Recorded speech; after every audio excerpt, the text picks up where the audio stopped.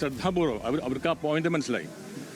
അപ്പോൾ ഇത് കേട്ടറിഞ്ഞ് കണ്ടറിഞ്ഞിട്ട് ഈ പ്രതാപനും ഈ ഇടതുപക്ഷത്തിന്റെ ആൾക്കാരും കൂടിയിട്ട് അവരോട് വെകിളി പിടിച്ചിട്ടുള്ള ഒരു സംഗതിയാണിത്. പേടിച്ചു പോയി അവർ, ഭയന്നു പോയി അവർ. അപ്പോൾ അത് തകർക്കാൻ വേണ്ടി ഇതെന്ന് വെച്ചാലോ, ഞാൻ ഇവിടെ ഇറങ്ങിയിട്ട് 10 മിനിറ്റിനകത്താണ് ഇവരിവിടെ വന്നത്. എങ്ങനെ വന്നു? അതിൻ്റെ അർത്ഥം ഇവർ പ്ലാൻ ചെയ്ത് എന്നെ ഫോളോ ചെയ്തിട്ടുണ്ടായിരിക്കണം, അല്ലാണ്ട് സാധ്യതയില്ല. 10 മിനിറ്റ് ആയിട്ടുള്ളൂ ഞാൻ. അപ്പോൾ ഞാനിവിടെ വരേണ്ട കാര്യം അറിയാമോ അവർക്ക്. പക്ഷെ ഞാനിവിടെ എത്തുമ്പോൾ 10 മിനിറ്റിനോടെ ഞാൻ പോകും. ഇവിടെ ഭയങ്കരമായ ഒരു കമോഷനാണ്.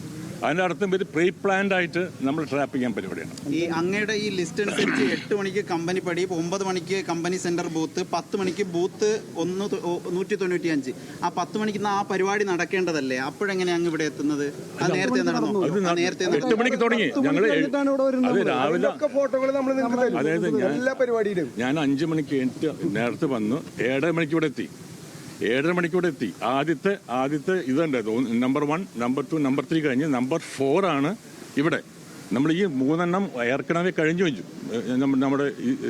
നമ്മുടെ പ്രവർത്തനങ്ങളും കാര്യങ്ങളൊക്കെ ബ്രീഫിംഗ് എല്ലാം കഴിഞ്ഞു. ഈ വാടാനപ്പള്ളിയിൽ വന്നപ്പോഴാണ് ഈ ഒരു സംഭവം വന്നത്.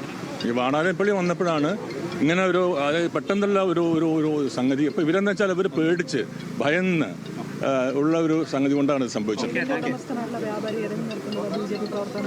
ഒരിക്കലും ഇവിടുത്തെ യൂണിയൻ പ്രസിഡന്റാണ്. അദ്ദേഹത്തിന്റെയും കുടുംബത്തെയും SNDP-യെയും കൂടിയിട്ടാണ് അവഹേളിച്ചിട്ടുള്ളത്. അത് മാത്രമല്ല ഞാനിവിടെ വന്നത് എന്തിനാണെന്ന് അറിയോ? ഈ പ്രവർത്തനത്തിന് വേണ്ടിയിട്ടാണ്. ഒരു മിനിറ്റ് പ്ലീസ്. അതായത് ഞാൻ ഇവിടെ വന്നിട്ട് ഞാൻ 8 മണി മുതൽ രാത്രി 8 മണി വരെ എൻ്റെ പ്രവർത്തനങ്ങൾ ഈ പ്രതാപനും രവീന്ദ്രനാഥൻ എന്നും പറയുന്ന സ്ഥാനാർത്ഥിയും എന്നെ ബ്ലോക്ക് ചെയ്തിരിക്കുന്നു. അതിനവർ സമാധാനം പറയണം. കാരണം എൻ്റെ സമയം വേസ്റ്റാക്കി. അതിന് ഞാൻ ആക്ഷൻ എടുക്കും.